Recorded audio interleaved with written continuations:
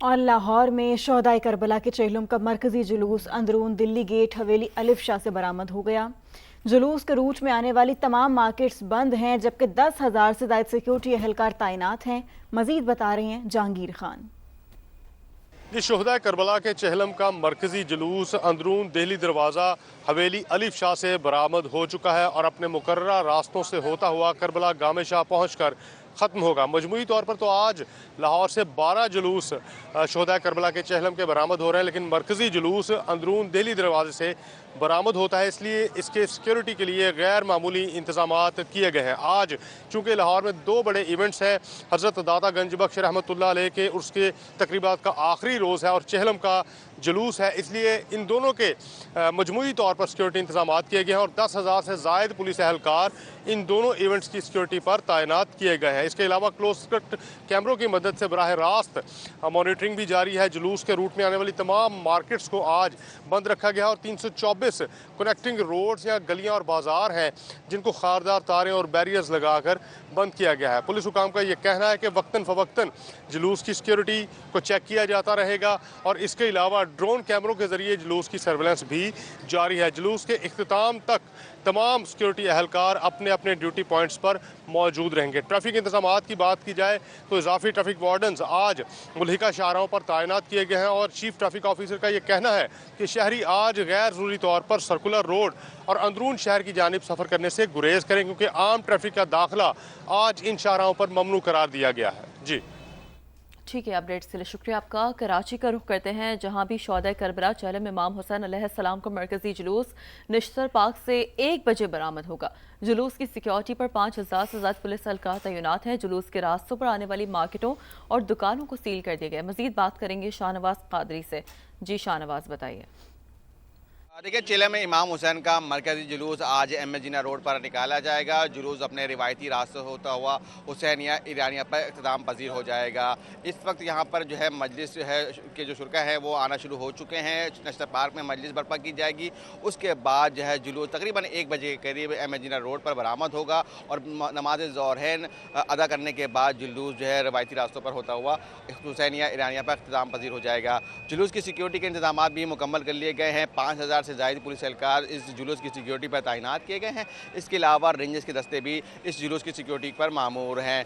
बुलंद बाला इमारतों पर शार्प शूटर्स तैनात किए गए हैं, जबकि जो इतराफ़ में आने वाली तमाम मार्केट्स हैं उनको सील कर दिया गया है और 120 से ज़ायद जो गलियाँ हैं उनको कंटेनर लगाकर बंद किया गया है। ट्रैफिक पुलिस की जानिब से भी 200 से ज़ायद ट्रैफिक एहलकार जो है इस खुसूसी तौर पर जुलूस की मामलत के लिए, जुलूस के शुरा के आने के लिए और जो दीगर शहरी हैं उनके लिए, उनकी मामलत के लिए तैनात किए गए हैं। वो मुतबादिल रास्ता शहरियों को बता रहे हैं। जुलूस जो है जब यहाँ से निकलेगा तो उसके बाद BDS का अमला स्वीपिंग करेगा और फिर जो है उसके बाद जुलूस को जाने की इजाज़त होगी। 3 लेयर्स के अंदर जुलूस को आगे ले जाया जाएगा। पहली लेयर जो BDS के पास होगी, दूसरी लेयर पुलिस के पास और तीसरी जो लेयर है जुलूस के साथ वो जो स्काउट्स हैं उनके दस्ते के पास होगी। बहुत सारी एक मिक्स सिचुएशन है जिसमें बात करने के लिए हमारे साथ मौजूद हैं तजज़कार अब्दुल्ला हमीद गुल साहब। अब्दुल्ला साहब, वेरी गुड मॉर्निंग और बहुत शुक्रिया आपने सुबह सवेरे समा को वक्त दिया खबर वही अंदाज में के प्रोग्राम में। सर कहिएगा, एक जानिब तो अमेरिका कहता है कि बात हो रही है, ईरान कहता है ऐसा कुछ नहीं है और दोनों अपने हुर्मस पर अपने अपने कंट्रोल के भी दावे कर रहे हैं। ये जो मामलात है अब्दुल्ला साहब, थोड़ा हमें समझाइए कि फिर ये आखिर किस जानिब जा रहे हैं। बिस्मिल्लाहिर्रहमानिर्रहीम। सुबह बखैर, बहुत बहुत शुक्रिया आपने मुझे मदऊ किया। देखिए, जहाँ तक ताल्लुक है ये एक अच्छी खबर है। सबसे बड़ी बात यह है कि मुज़ाकरात का मतलब क्या है। मुज़ाकरात का मतलब यही है कि जो इस्लामाबाद डायलॉग है उसकी बुनियाद होगी और क्योंकि एक डॉक्यूमेंट इतने अरसे में तय किया गया, उसकी शिकें तय की गई, क्या उन शिकों से हट के कोई नई शिकें आने वाली हैं? तो हाँ, उसमें छोटी मोटी रद्द बदल ज़रूर होगी। जैसे जब तक के पहले इमरान ने बात की थी कि $300 बिलियन उनका एक नुकसान हुआ है जिसको ज़ाहिर है अमेरिका उसका अदा करेगा और अब वो शायद बढ़ जाएगा, 400 बिलियन हो जाएगा, क्योंकि उसके बाद जंग में बहुत ज़्यादा मज़ीद नुकसान हुआ, सिविल इंफ्रास्ट्रक्चर को तबाह किया गया, बर्बाद किया गया वगैरह वगैरह। और दूसरी जानिब अमेरिका जो अब तमाम बातचीत है उसके अंदर कहीं न्यूक्लियर डील की बात नहीं आती।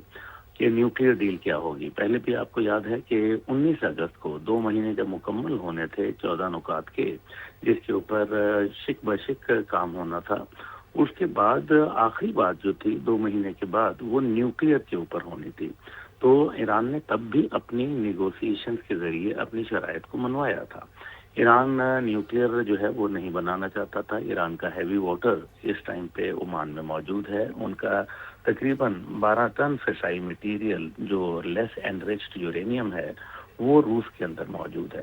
اب اس ساری صورتحال کو اگر سامنے رکھا جائے تو اس ٹائم پہ جو ابھی حالات بنے ہیں اس کی ایک بنیادی جو اس سارے میں ٹرننگ پوائنٹ آیا وہ شہزادہ محمد بن سلمان کا ٹیلی فون کالنگ جو رابطہ تھا صدر ٹرمپ کے ساتھ وہ تھا، جس میں شہزادہ سلمان کی جانب سے کہا گیا کہ اگر آپ نے حملے کیے ایران کے اوپر تو پھر اس سے علاقے میں کشیدگی پھیل جائے گی اور جس کا براہ راست نقصان جی سی سی ممالک کو ہوگا. اس لیے آپ اس قسم کے حملے کرنے سے گریز کریں. بصورت دیگر ہم آپ کی ایئر اسپیس اور اپنی لینڈ کے اوپر جو آپ کی فیسلٹیز ہیں، یعنی کہ جو آپ کے امریکی اڈے ہیں، ان کو ہم وہاں سے اب مزید ان کو برداشت نہیں کریں گے. یہ وہ ٹرننگ پوائنٹ تھا میرے خیال میں جو سادہ اور بڑے دو ٹوک الفاظ میں موقف شہزادہ محمد بن سلمان کی جانب سے اپنایا گیا. اور اس کے اوپر ڈونلڈ ٹرمپ صاحب کو پہلے بھی مشکلات کا سامنا تھا، کیونکہ ان کے جو 2 بنیادی مقاصد تھے جس سے وہ ہمیشہ دنیا کے اندر ایک خوف اور ہیبت طاری کرتے تھے، وہ ان کی ایئر فورس تھی اور دوسری ان کی نیوی تھی.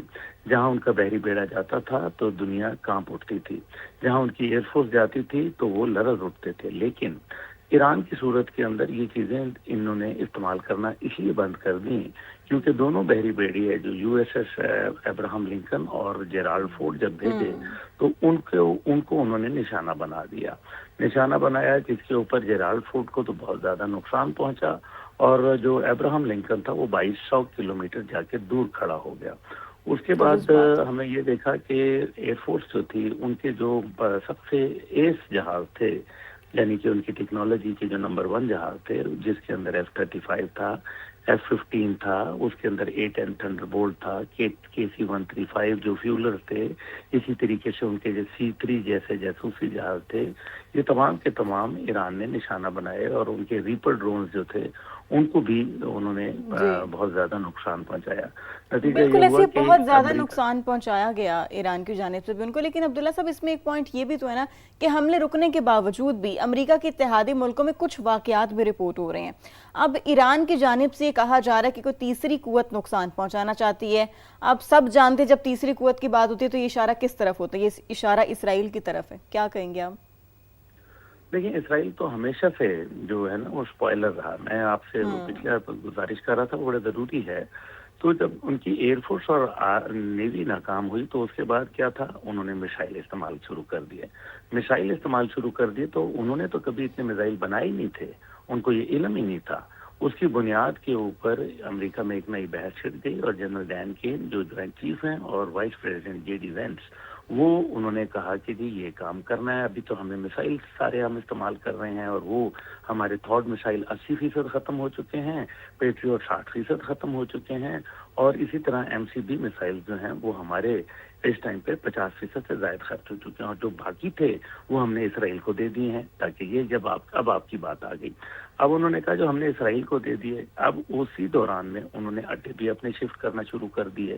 اور اب دیکھیں جو عراق کے اندر ان کا ارگل بیس ہے اس کو انہوں نے ستمبر میں خالی کرنا ہے. تو کہا یہ جا رہا ہے کہ یہ روٹین میٹر ہے. روٹین میٹر نہیں ہے کیونکہ ماضی کے اندر اس کے اندر توسیع ہوتی رہی ہر بات، لیکن اس سال یہ توسیع نہیں ہو رہی. اور دوسری جانب ہم نے دیکھا کہ عراق بہت زیادہ اس کے وزیر اعظم ایکٹیو نظر آئے اور یہ بھی باتیں آ رہی ہیں کہ کویت کو انہوں نے اپنا واپس جو ایک ان کا پہلے صوبہ تھا وہ کلیم کرتے ہیں کیونکہ کویت بھی ہمارا ہے.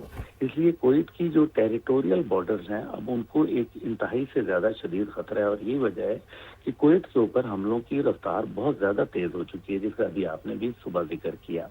देखिए अब इसमें जो इसराइल है फिर वो क्या अब्दुल्ला कर साहब रहा पता है। कलामी ये माजर बट नॉट ओनली कुवैत, हमने देखा कि इससे पहले जाहिर सी बात है अब एक बहुत, मुझे इजाज़त दीजिएगा कि खबर भी हम साथ साथ बता दें, आपसे इस पर तज्जिया भी ले लें कि तो एक सदर रजब तैयब एर्दोआन का भी सऊदी वलीअहद शहजादा मोहम्मद बिन सलमान से टेलीफोनिक रब्ता हुआ और फिर इसमें सऊदी अरब पर हमलों पर गहरे दुख का इजहार किया गया। तो जाहिर सी बात है मैं थोड़ा रिलेट करना चाहूँगी कि आपने एक कुवैत की एग्जाम्पल दी, फिर ये तो हम देख रहे हैं कि फिर सिचुएशन तो जाहिर सी बात है मज़ीद टेंस्ड होती है, फिर जाहिर सी बात है जो दीगर ममालिक हैं वो अपने अपने तौर पर तशवीश का तो इजहार करते हैं, लेकिन दैन अगेन फिर ये तो इस तरह हम देख रहे हैं कि पूरा खित्ता ऐसी अनसर्टेनिटी की लपेट में फिर आ जाता है। अब्दुल्ला साहब देखिए यही तो वजह है ना, जो शुरू दिन से मैं आपसे ये कह रहा था कि ये एक मिनी थर्ड वर्ल्ड वॉर तो शुरू हो चुकी है। और आपने देखा कि ये इसकी इकोनॉमिक तो इफेक्ट्स जो हैं वो तो उन ममालिक में पहुंच रहे हैं जिनका इनसे कोई ताल्लुक नहीं है, यानी कि आइसलैंड में इसके असरात पहुंच रहे हैं,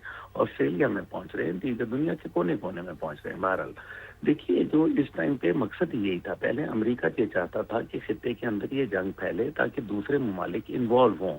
अमेरिका ने नेटो को इन्वॉल्व करने की कोशिश की, उन्होंने झंडी दिखा दी, उन्होंने यूरोपियन यूनियन से बात की, उन्होंने तकासा जवाब दे दिया, उन्होंने जो है अरब ममालिक को कहा तो अरब ममालिक ने कहा कि जब आप तो हमारे लिए खुद यहाँ डिफेंस शेल्टर प्रोवाइड करने के लिए आए थे, आप हमसे मदद मांग रहे हैं, हम आपकी मदद क्या कर सकते हैं। और फिर ईरान ने ये अपना मौका पहले दिन से अपनाया था कि जो खित्ते के अंदर एयरबेसेस, जो 13 एयरबेसेस मौजूद हैं, अगर उनसे हमला हुआ तो हम जवाबी कार्रवाई करेंगे। और ईरान के मिसाइल जो हैं, अब जब से अमेरिकी सदर ये चाहते थे कि एक बड़ा हमला कर दें और सिविल इंफ्रास्ट्रक्चर को तबाह और बर्बाद करने के बाद ईरान के अंदर फतह का डंका बजाते हुए वो कहें कि जी हमने अपने मकासद हासिल कर लिए और हम जा रहे हैं।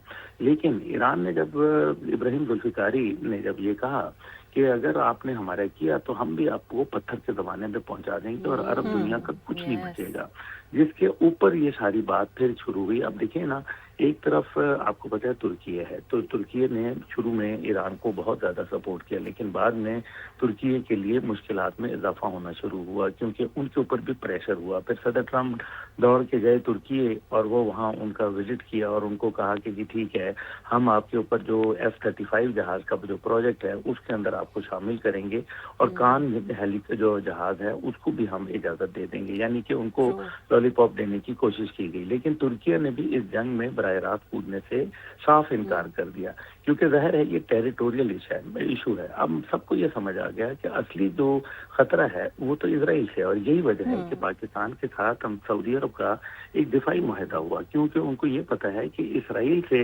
अगर ईरान से मुस्तकबिल में सऊदी अरब को खतरा नहीं होगा, जो कि पहले आपको पता है 2023 के बाद पाकिस्तान और चीन की मुश्तरका काविशों और कोशिशों से हमने ईरान और सऊदी अरब के ताल्लुकात को बहाल करवाया था, और यही वजह है कि उनको उससे खतरा कम हो गया।